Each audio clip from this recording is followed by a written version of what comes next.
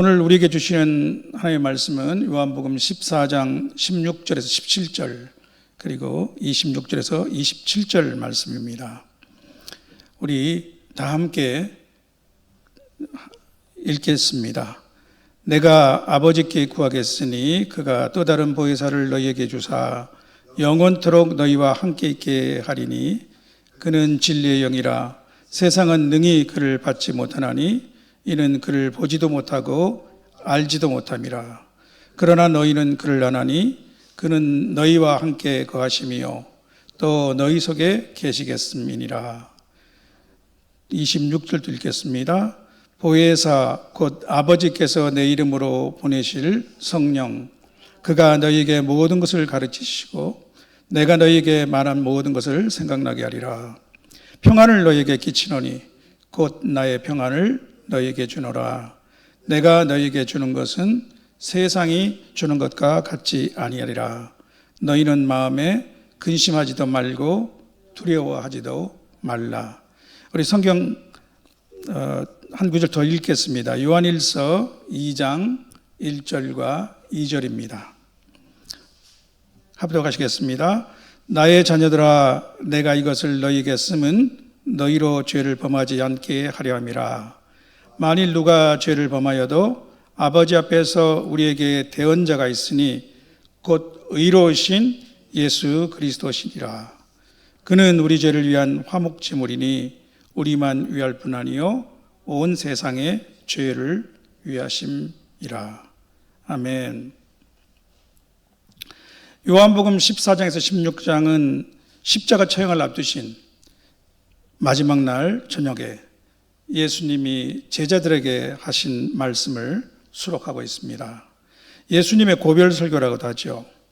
예수님께서는 자신은 곧 이 세상을 떠나 아버지께로 갔다가 다시 오리라고 말씀하셨습니다. 그러나 제자 중에서 이 말씀을 제대로 알아듣는 사람은 없었습니다. 가장 먼저 시몬 베드로는 예수님의 십자가 죽음의 길을 이해하지 못하고 자기는 목숨을 버려서라도 예수님을 따라가겠다고 장담했습니다. 도마는 주께서 어디로 가시는지 알지 못하는데 우리가 그 길을 어찌 알겠냐고 반문했습니다.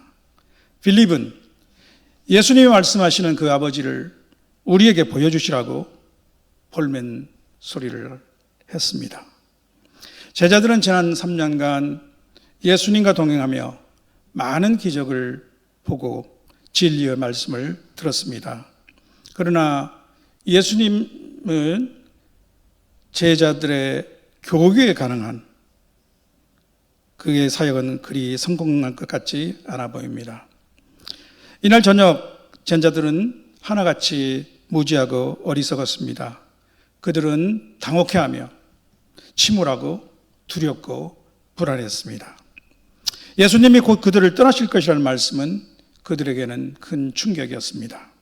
바로 이러한 상황에서 예수님은 다시 놀라운 말씀을 하시는 것입니다. 16절입니다. 내가 아버지께 구하겠으니 그가 또 다른 보혜사를 너희에게 주사 영원토록 너희와 함께 있게 하려니. 예수님은 아버지께서 성령을 보내주시라고 말씀하고 있습니다. 또 다른 보혜사라고 하셨는데 보혜사는 헬라어로 파라클레토스입니다. 파라클레토스는 파라칼레오라는 동사에서 파생한 명사형입니다. 그 형태는 수동형이지만 실제로는 능동적 의미로 파라칼레오 하는 사람을 의미합니다. 파라칼레오는 곁에라는 의미를 가진 접두어 파라와 부르다라는 뜻을 가진 칼레오 동사의 합성어입니다. 이렇게 동사가 합성어가 되면 곁에 부르다라는 원뜻을 넘어 더 풍성한 의미를 갖게 되는데 파라칼레오도 그 경우입니다. 신약 성경에서는 문맥에 따라 권면하다, 위로 또는 격려하다, 간청하다 또는 중보하다, 부르다 또는 초청하다라는 등 여러 의미로 사용되고 있습니다. 따라서 보혜사라는 단어 안에는 돕는 자, 위로자, 상담자 등의 의미가 내포되어 있습니다. 특히 법정 용어로 파라클레토스는 변호자입니다. 요한일서 2장 1절에는 만일 누가 죄를 범하여도 아버지 앞에서 우리에게 대언자가 있으니 곧 의로우신 예수 그리스도시라 말씀하고 있는데, 이 대언자의 원어가 바로 파라클레토스입니다. 예수님이 성령에 대해 또 다른 보혜사라고 말씀하신 것으로 보아 예수님은 스스로를 파라클레토스로 여기셨던 것 같습니다. 따라서 저는 오늘 말씀의 제목을 두 분의 대언자로 정해보았습니다. 2000여 년 전 육신의 몸을 입고 이 땅에 오신 성자 예수님은 십자가에서 대속의 죽음을 절정으로 지상 사역을 완성하셨습니다. 그는 사흘 만에 죽은 자들 가운데서 부활하셔서 승천하셨습니다. 그리고 이제는 하나님 보좌 우편에서 우리의 대언자가 되어주고 계십니다. 또한 장차 예수님은 이 땅에 다시 오실 것입니다. 그때는 예수님을 믿지 않는 세상에 대해서는 심판주로 오시며 그의 신부로 묘사되는 교회에 대해서는 기다리던 신랑이 되어 주실 것입니다. 이제 이 땅에는 예수님의 약속대로 성령이 내려오셨습니다. 아까 보았던 16절 말씀대로 예수님이 구하시고 하나님이 보내주신 또 다른 보혜사이십니다. 그 성령 강림의 첫 장면은 우리가 잘 아는 대로 사도행전 2장에 상세히 기록되어 있습니다. 17절을 보시겠습니다. 그는 진리의 영이라 세상은 능히 그를 받지 못하나니 그를 보지도 못하고 알지도 못함이라. 그러나 너희는 그를 아나니 그는 너희와 함께 거하심이요 또 너희 속에 계시겠음이라. 비록 예수님은 떠나시지만 새로 오실 보혜사 진리의 영이신 그분은 제자들과 함께 거하시며 또한 그들 안에 거하시게 될 것입니다. 예수님을 믿어 하나님의 자녀가 된 우리 모든 성도들 안에도 성령이 거주하시는데 이를 성령의 내주하심이라고 말합니다. 창세기 6장에는 땅 위의 사람들 가운데 죄가 창궐함을 보시며 노아의 홍수로 심판하시긴 전에 여호와 하나님이 이렇게 말씀하시는 것으로 기록되어 있습니다. 나의 영이 영원히 사람과 함께하지 아니하리니 이는 그들이 육신이 됨이라. 성령의 떠나심은 죄에 대한 하나님의 심판의 한 부분입니다. 그러나 하나님의 구속 역사에서는 더 큰 회복과 새 창조를 향한 하나님이 계획이 있었습니다. 하나님은 노아와 그 가족을 홍수의 멸절에서 건져내 주셨습니다. 구약 시대에는 성령이 선지자, 사사 또는 왕 등에게 부분적으로 또 일시적으로 임하시는 경우가 있었습니다. 그러다 하나님은 요엘과 에스겔을 통해 장차 모든 육체에 성령이 임할 것을 약속하심으로써 새 언약에 대한 기대감을 주셨습니다. 그리고 때가 참에 예수 그리스도의 십자가 죽음의 공로로 이제 성령은 새 언약의 공동체인 모든 믿는 자들 안에 내주하게 되신 것입니다. 성령은 우리에게 주신 성부 하나님의 또 하나의 선물입니다. 선물이라니요? 선물은 주시는 분이 좋아서 주시는 귀한 것입니다. 하나님은 모든 사람을 위하여 당신의 아들 예수 그리스도를 주셨습니다. 예수 그리스도는 모든 인류를 대신하여 십자가 죽음의 희생을 감당하심으로써 우리의 구원이 되셨습니다. 그와 같이 하나님은 구약시대의 선지자들을 통해서 또한 마지막에 예수 그리스도를 통해서 약속하신 성령을 우리에게 주셨습니다. 그런데 이 성자와 성령의 두 선물 간에는 약간의 차이가 있습니다. 성령은 예수님을 믿는 자들에게만 주시는 선물입니다. 그러나 예수님의 십자가 구원도 듣는 자가 믿음과 결부시키지 않으면 아무런 유익이 없지요. 도리어 구주 예수님을 거부하는 것은 그만큼 큰 하나님의 진노를 초래할 것입니다. 또한 예수님은 이제 하나님 보좌 우편에서 우리 죄를 위한 의로우신 대언자가 되셨습니다. 반면에 성령은 우리 안에서 하나님의 뜻에 따라서 말할 수 없는 탄식으로 연약한 자를 위해 간구하십니다. 따라서 예수님은 하늘에서, 성령은 우리 안에서 각기 다른 방식으로 역사하시는 두 분 모두 우리의 구원을 위해 협력하시는 대언자이십니다. 성도 여러분, 저는 오늘 말씀의 본론으로 요한복음 14장에서 16장을 통해 예수님이 말씀해 주시는 성령에 관해 살펴보고자 합니다. 크게 세 가지로 말씀드리겠습니다. 첫째, 성령은 누구신가입니다. 성령은 하나님이 보내시는 또 한 분의 보혜사이십니다. 그는 제자들을 위로하고 돕고 인도하시고 대변해 주시는 분이십니다. 특별히 예수님은 성령의 보내심에 자신도 직접 관여하고 깊이 연관되어 있음을 강조하셨습니다. 내가 아버지께 구하겠으니 라고 말씀하셨습니다. 또한 아버지께서 내 이름으로 보내실 성령, 내가 아버지께로부터 너희에게 보낼 성령이라고도 하셨고, 내가 떠나지 아니하면 보혜사가 너희에게로 오시지 아니할 것이요 라고도 말씀하셨습니다. 둘째로 성령은 성도 안에 영원히 거주하십니다.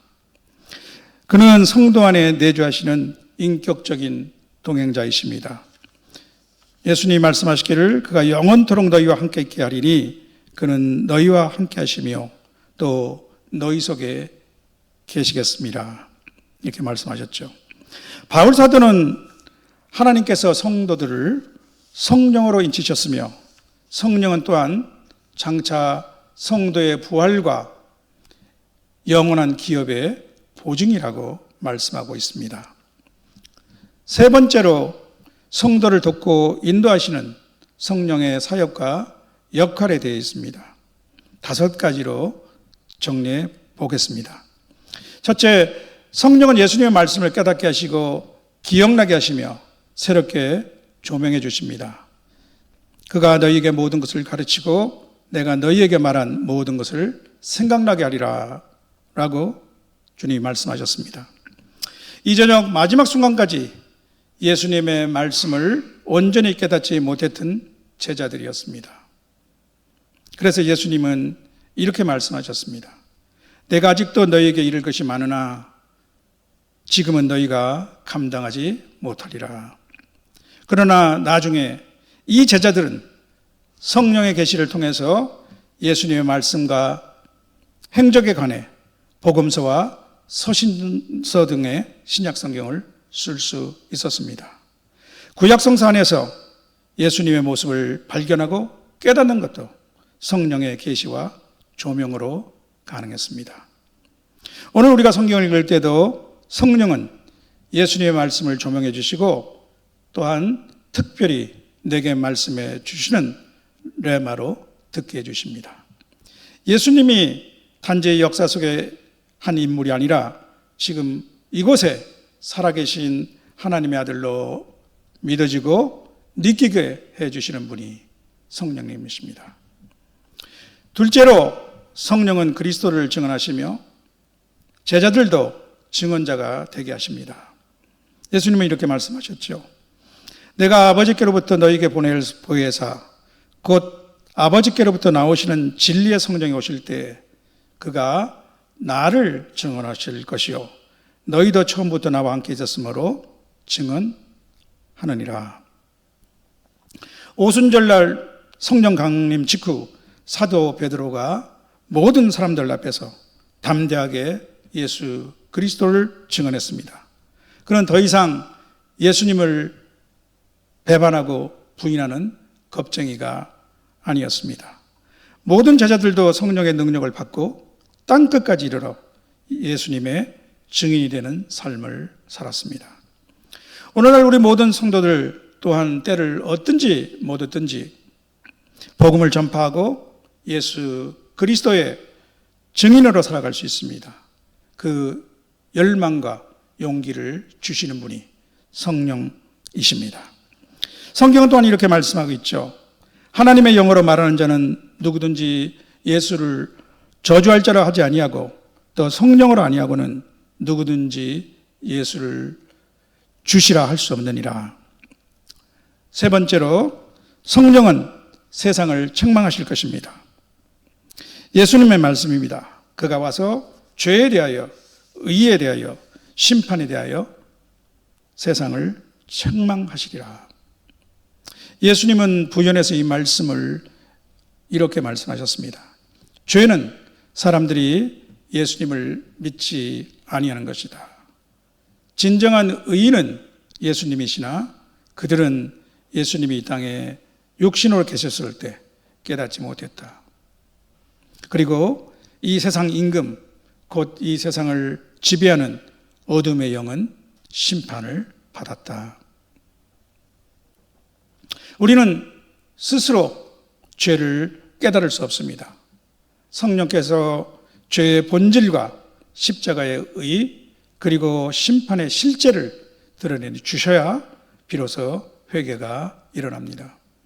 마찬가지로 우리가 복음을 전할 때 우리의 설득만으로는 부족합니다. 듣는 자에게 성령께서 책망하시고 마음을 열게 하셔야 진정한 회심이 가능한 것이죠. 네 번째로 성령은 성도를 진리 가운데로 인도하시며 장래일도 알려주십니다. 예수님이 이렇게 말씀하셨습니다. 그러나 진리의 성령이 오시면 그가 너희를 모든 진리 가운데로 인도하시리니 그가 스스로 말하지 않고 오직 들은 것을 말하며 장래일을 너희에게 알리시리라. 이 진리의 성령이 인도하심으로 신약 성경의 정경화가 이루어졌고 초대교회가 바른 진리의 교리 위에 세워질 수 있었습니다.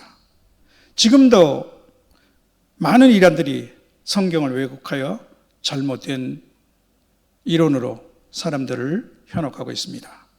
그러나 오직 성경의 절대적 진리임을 인정하고 성령의 인도하심을 받는 성도들은 이들의 속임수를 간파할 수 있는 것입니다. 성령의 역사가 아니고서는 어떻게 그 심오한 진리의 말씀이 성경으로 기록 보존될 수 있었겠으며 오늘 우리 성도들이 그 성경을 통해서 영적 진리를 분별하고 깨달을 수 있겠습니까? 마지막 다섯 번째로 성령은 예수님의 영광을 나타내십니다. 주님 말씀하시기를 그가 내 영광을 나타내리니 내 것을 가지고 너희에게 알리시겠습니다. 이렇게 말씀하셨죠. 성령은 스스로의 영광을 취하지 않고 항상 예수님을 높여드립니다. 예수님을 드러내십니다. 예수님도 언제나 아버지의 영광을 위해서 일하셨습니다. 오늘 소위 성령 사역을 한다고 하는 사람들의 사역에서 예수님의 이름과 영광이 드러나지 않는다면 그 사역은 성령이 행하시는 사역이 아닙니다. 이외에도 성령의 사역은 수없이 많습니다. 성경 안에서 10가지, 20가지 이상 찾아볼 수 있을 것입니다. 한마디로 성령의 역사심이 아니면 성도로서 우리 믿음과 믿음 생활은 불가능합니다. 성도 여러분, 저는 이제 오늘 말씀을 정리하고자 합니다.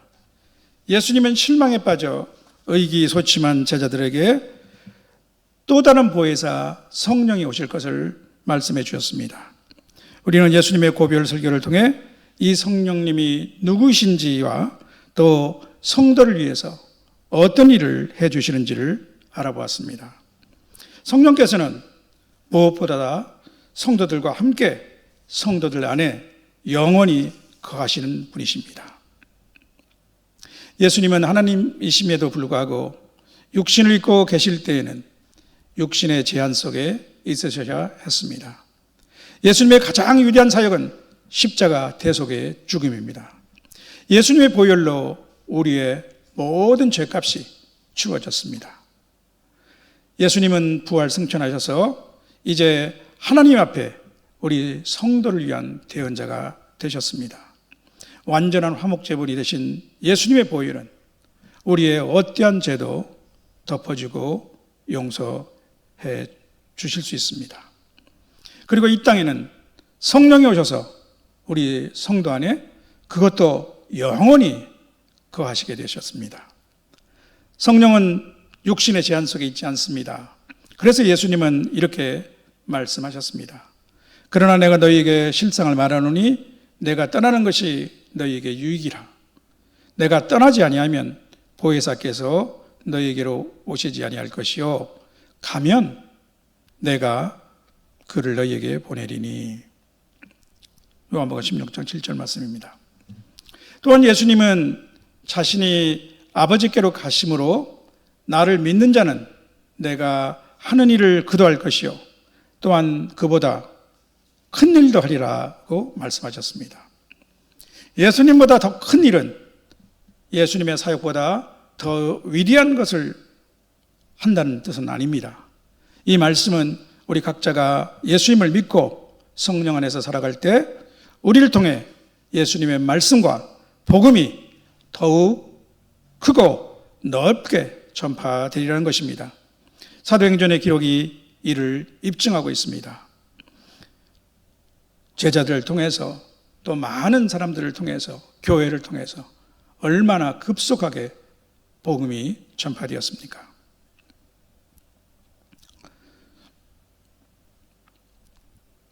또 오늘 전 세계 선교사들의 헌신을 통해서 복음이 전파되고 또한 나의 작은 순종을 통해 이웃에게 복음이 전파될 수도 있습니다.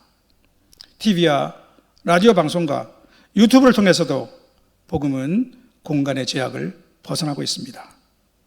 그런데 어떤 사람은 이렇게 말합니다. 혹시 내가 예수님의 음성을 직접 듣고 예수님이 행하신 그 기적과 기사들을 직접 볼 수 있었다면 더 쉽게 예수님을 믿을 수 있지 않았을까? 그러나 이 말은 전혀 사실이 아닙니다. 예수님 당시에도 많은 사람들이 예수님을 믿지 않았습니다. 12제자들도 성령이 오시기 전까지는 예수님의 말씀을 제대로 깨닫지 못했습니다. 더구나 그 중에 하나 가룟 유다는 예수님을 팔지 않았습니까? 사랑하는 성도 여러분, 예수님이 십자가 죽음과 부활하심으로 죄와 사망을 멸하시고 승천하심으로 이제 성령이 오셨습니다. 성령은 우리 안에 평생 내주하시는 보혜사이십니다. 성령의 역사와 도움 없이는 성도의 믿음과 신앙생활은 불가능합니다. 우리 신앙생활의 성패는 우리가 이 성령의 소욕에 얼마나 민감하게 반응하며 또 순종하느냐에 달려 있습니다. 우리 성도들이 성령의 인도하심과 능력에 온전히 복종하며 성령에 사로잡혀 있는 상태를 성령 충만이라고 합니다. 성령 충만은 우리 안에 성령의 열매를 맺어 그리스도의 모습을 이루어가게 합니다. 이 땅에서도 의와 평강과 사랑의 하나님 나라를 체험할 수 있게 합니다. 또한 성령 충만은 우리를 통해 복음 전파의 능력으로 드러납니다. 매일 매순간 성령으로 충만한 저와 여러분이 되시길 주님의 이름으로 축원합니다. 아멘.